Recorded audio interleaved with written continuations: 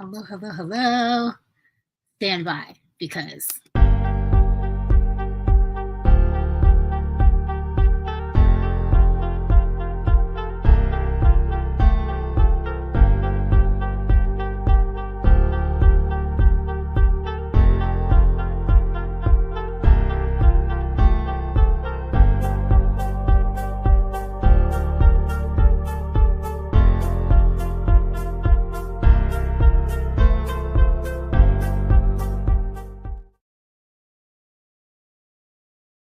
hello, hello, hello. Happy, Merry Christmas Eve. Yes, Christmas Eve. It is the 23rd of December. Oh my goodness. Where did the year go? Where did December go? It was just my birthday the other day, the 25th of November. And now it is almost the 25th of December. What? How? Merry, happy, all the things. I hope I celebrate Christmas. I am a God girl. That's what I do. Christmas. And I'm repping my dad's team. I was born a Jets fan and a Mets fan. So if you have a problem, you can take it outside. Yes. So happy Monday, my friends. Good to be here. So I should be on. Oh, shoot. It might not be. I should be on Facebook, Instagram now, and Tickety Talkety. What up, Tickety Talkety? Hi, I only see you when I'm doing a solo episode, and I really hope you don't go away because I'm going to miss you dearly. So we are here today. Yes, I'm wearing gloves. It's my extremities, like my fingers are very sensitive to cold. So we wear mittens around here. Stop judging me. Yes. So today, thank you for letting me know that you see me and you hear me. I love it. Thank you. Hey, Mitch. So today we're going to talk about the ultimate, in my eyes, gift guide for your chronically ill friends, family in your life. We have different needs, and we want things that we want. Like, everyone is obviously individual and has different wants and needs and that kind of thing. It's just that there's some universal things that I'm pretty sure people don't think about if they don't have anything. If they're like able-bodied people, things that they don't think about that could be really helpful for somebody with a chronic illness, especially a newly diagnosed. So make it quickity quick. Thank you for everyone joining now. Where are y'all tuning in from today? What are you guys doing for Christmas? Talk to me in the chat. I love it. So one of the things that is rough during a holiday time especially, but whenever you're like really sick, you might want to sleep very badly and have a hard time sleeping, or especially in a hospital setting. Oh my goodness. If you want to go somewhere to get no rest at all, go to a hospital, because they'll be waking you up every 5 minutes to take your blood or do a test or take you to somewhere, and that's going to be annoying. So get your loopy friend or your chronically ill friend an eye mask. Okay, it sounds like something simple and like nothing that anybody would really need or whatever, but when you are in a hospital or when you are even at home and you just have like a lot going on in your mind, a lot of people don't understand that insomnia is something that goes hand in hand with any chronic illness, and especially lupus in my experience. I've never been a great sleeper my whole life, but something about pain can keep you awake, even if, like, sometimes you'll dream, or sometimes I'll dream about the pain that I'm in. Like, people would go to sleep to escape pain, but sometimes I'll go to sleep and dream about the pain that I'm having. So, an eye mask. This one I got sent to me in 2021 or maybe two, after I had the stroke. I I was just having a really hard time. And this one came with essential oils, which was really nice. It's just like 2 little bottles of essential oil, and you just throw them on there, and lavender and something else. And just, it's like a whatchamacallit, like, not memory foam, but the beads, like a beanbag type of thing. So nice. So nice. I got this in the mail and I was just so happy. I didn't really know that I needed it, but that pressure on the eyes feels so nice. The essential oil felt so nice. And like, even if stuff was going on around me, I could, get some rest. It was so lovely. Okay. Second, massagers. Massagers. All kinds of massagers. Okay. So I personally have, blood flow issues. I've had several blood clots, and, I get a lot of soreness and swelling and that kind of thing. And swelling is helped a lot by massage. So you can gift somebody, you can go to like Brookstone. They have really fancy, like the big chairs that like strap you in arms and legs and massage you at the same time. Lovely. I have different kinds of like wands that reach all kinds of stuff. I have, my newest massager is one that wraps around both legs and is heated. I got that off of Amazon on a sale. So there's sales for massages all over the place. People, especially if you live alone, especially if you, don't have money to go to a spa or something to get a massage, regular what's it called? Regular lymphatic massages are great. You can do a self lymphatic massage, which is like, you can YouTube it, how to do it. I've been doing them this year for the first real time in my life, and really do help with circulation and help with swelling and all that kind of stuff. And if you can afford it, this would be wonderful if you could send your loopy or chronic illness friend to a spa. That would be ideal. Not for me, because I'm afraid of people touching me, but like for other people who are normal, yes, send your loopy friend or your chronic illness friend to a spa to get a full, head to toe. Because especially when you come out of the hospital, especially if it's an extended amount of time in the hospital, I don't know how to explain to you that you come out with tape still stuck to you everywhere. It's like remnants of tape, and it takes days to scrub that off. You are just sore from laying. You're weak. It is a really lovely thing to get a nice massage and like oils down and like, pampered, feel like a princess instead of feeling like a prisoner in the hospital. So massagers and or a spa treatment of some kind. You can keep it low end if you want to keep it low end. Take it, if you're in New York, I see some people from Strong Island. I see some people from BK. Yeah, y'all can do those Chinatown massage, like quick things, like keep it reasonable in your budget. Don't get crazy.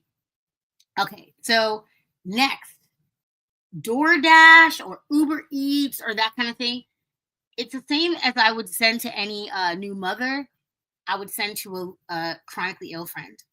If you know that your friend, hey Harlem, if your friend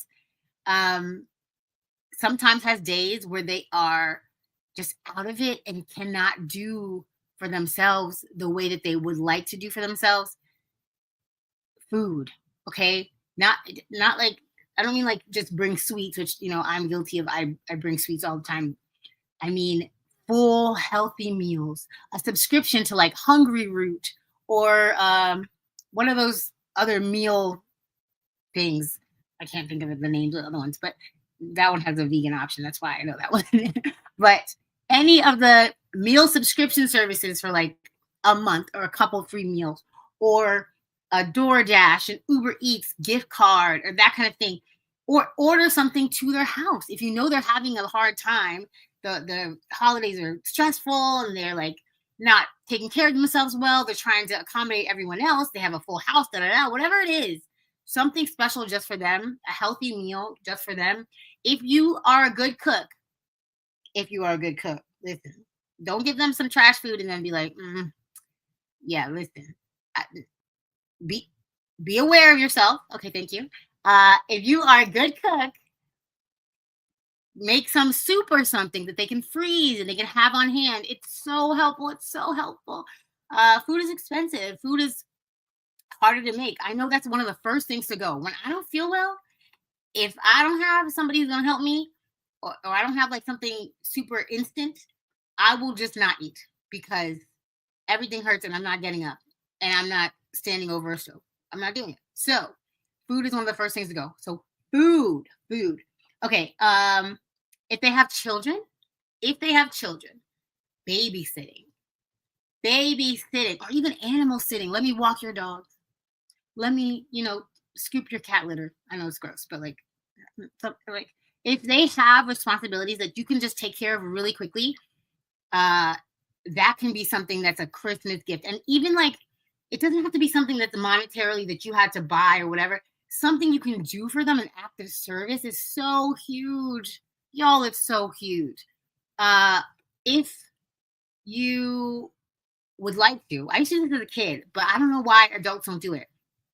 Make a nice little note, make a little coupon book that says, I will do this for you when you need me. I will do that for you when you need me. A back rub when you need me.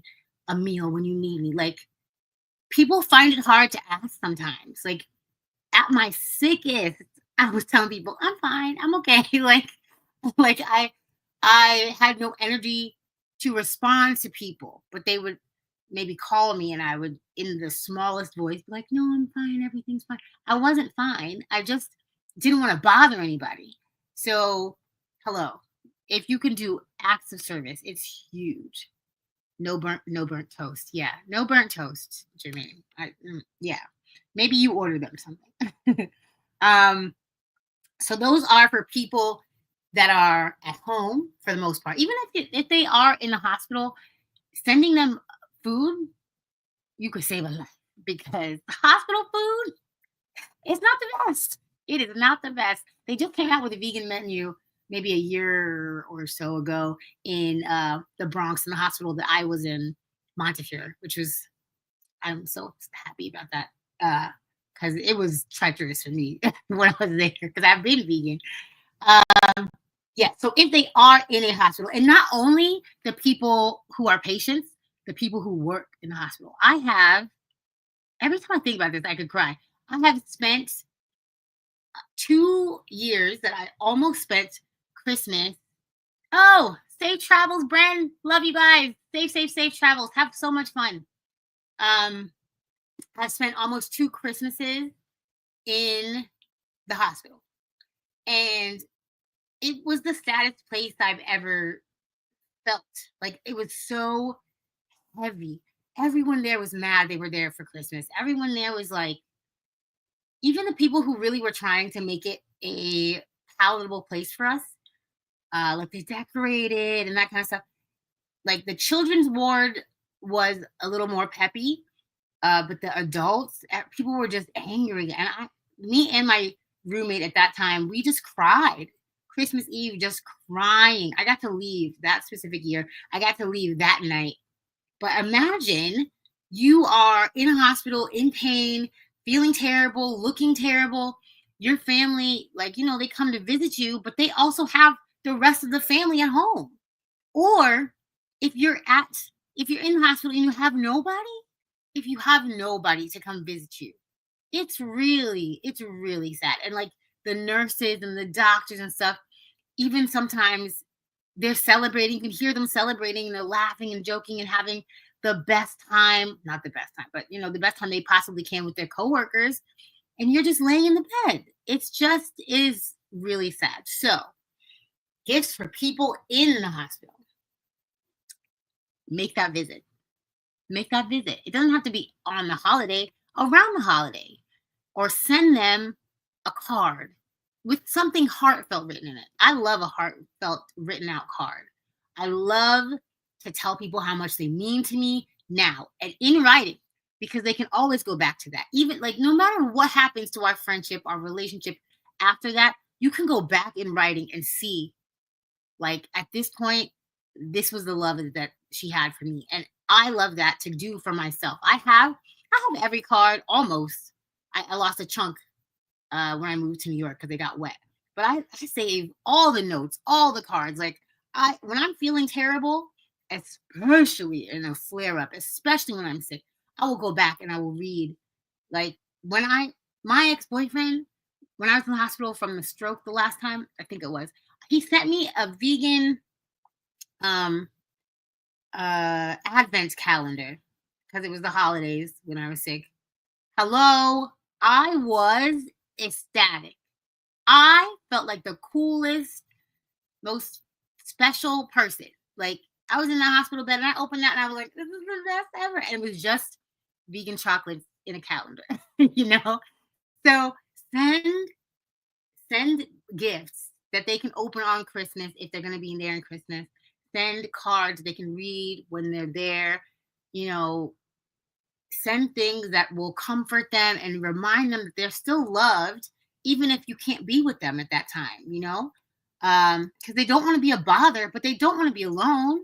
And you're in there, like I make friends moderately easy, but I made friends with my neighbors whenever I had a roommate. And when I didn't have a roommate, it's because I was too sick and I couldn't be around people. But I played Christmas music, we sang Christmas carols, and we really did do our best to make it light. But there's no getting around it. It is pretty sad in the hospital. So send a meal if you can. Make a meal. My mother would bring food to me. I wouldn't eat the hospital food because I would have died because they didn't have vegan options at the time. And make a meal, bring it to the hospital. They don't generally have like microwaves and stuff like that accessible. Sometimes they do. I was kind of spoiled. I made friends with people, so they would bring me food. But let me use their staff microwave and stuff. So stuff that's easy for them to eat without warming it up. Or bring a container if you're not afraid of losing your container. Send food with DoorDash or that kind of thing.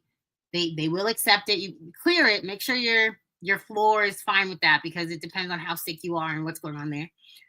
Send presents that are like that for them to open on Christmas or like Christmas Eve if they're there, because those 2 days, they were the saddest days. And visit if you can. Visit before, after. Let them know you're coming. Like looking forward to company when you're in the hospital is so valuable. Like I don't think people understand that. Like all you're doing is laying there, listening to beeps, getting your blood drawn, going for tests. Like everything is just kind of dismal every time you wake up. Or this is just my experience. I know. I just know that somebody else has felt this. That every time you wake up, you're getting bad news. Every time you go to sleep, you're dreaming about, this bad news or, whatever. You don't want to wake up because you don't want people to tell you something else is wrong. It's very scary. It's very sad. Facebook, like social media, when I was able to use it, because there were times when I couldn't work my phone because my brain was not working. I was too weak, etc. But when I could work my phone, Facebook was my lifeline. That's where my family was. That's where I could communicate with people. I did a couple of lives and stuff like that in hospital stays just to keep me sane, just to keep me from feeling super alone. My doctors and stuff were cool, but they weren't I didn't know them. And I was having the FOMO of my life. So my one friend, she FaceTimed me with her son, and I still have that video saved to this day. Like include them if you can include them. It's the biggest gift to just feel like you're still a person, you still matter. All people want is to know they still matter a lot of the time. So I hope that was a good comprehensive gift list. Oh, one more thing. I don't know if everyone knows this, but even if you're on a lot of medication works better if you are healthier, if you are drinking enough water, if you are getting enough sleep. So medication is medical miracles, as kind of. They don't work unless you are in the right conditions to move that stuff through your body. Okay. So, vitamin C packs.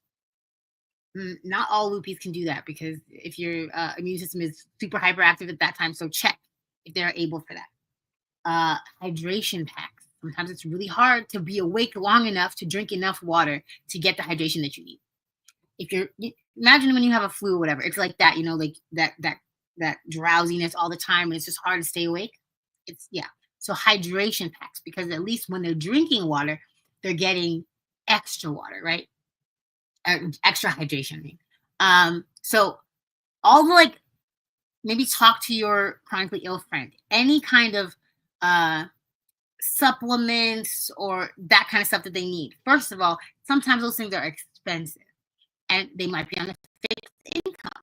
They might not be able to be working right now, et cetera, et cetera, et cetera. Talk to your chronically ill friend and see what they need. Like, fun gifts are cool. Nobody needs more Bath and Body Works, okay? Nobody needs that. Get them something that's really going to work. Anyways, get them some shea butter, some coconut oil. I don't know, something that's really going to work. But anyways, get them whatever kind of minerals, vitamins, hydration things. Talk to them. What do they need? When you come out of the hospital, a lot of times your skin is super, super dry. Body butter from Secret. All argan oil, all the things, right? So talk to them. Don't just get them a gift that you're getting everybody. I know everyone has everyone on their mind, and it is not just about any specific person, even though people think the world revolves around them. When you are sick, when you are hanging on, just doing your best to stay alive, all you want to know is that if I did die right now, are people going to think about me? Are people going to remember me? Are people even thinking about me right now? Are people really praying for me? That was the thing too. My great grandmother had full church services in Jamaica dedicated to me when I was in my first big flare up. And prayer changes things. I'm a God girl. I'm always gonna rep God and what He's done for me. I'm not pushing my faith on anybody. I'm just saying, for me, prayer changes things. And if you let someone know you are praying for them, I don't know, it's something, a relief, a lightness, something that changes in them, that they know that you care. It just matters. I don't know how else to say it. It just matters. Please, if you have a chronically ill friend or family this season, I know it's tomorrow. Christmas Eve. It's tomorrow's Christmas Eve. And the stores are crazy right now, right? I am sure that you can still do something today to make sure that they feel special and cared for and remembered and loved on for Christmas. I know it. I hope this list helped.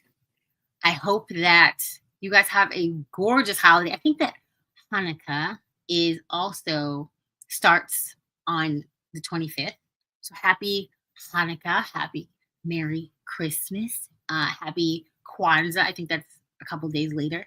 Happy all the things. Happy festive holiday season. Enjoy this. Enjoy this time with your family, with your friends. Stay happy, stay healthy, stay healed. Let's get it, y'all. Have a gorgeous, gorgeous, gorgeous rest of December. I'll see you guys for the last week of the year. What? I'll see you next Monday. Thank you so much for all the nice comments. Oh, man. Mad comments. Okay, I'm going to take a second and just look through. I appreciate, very thoughtful, great ideas, wonderful afternoon. Hello, hello, hello, hello. Hi. Heartbreaking. Oh, I'm sorry. I don't mean to break hearts. Value. Thank you. Amen. It's so many ways you can show a person that you care about them. Same to you, and blessed Christmas. Yes. Happy all the holidays, guys. Thank you, thank you, thank you. Wow, very thoughtful present. I can imagine that wasn't going over well with folks. Harlem, yes, thoughtful suggestions. Phenomenal job. Thank you, guys. I love when you talk to me. So sweet. All right, guys, I'm gonna head out.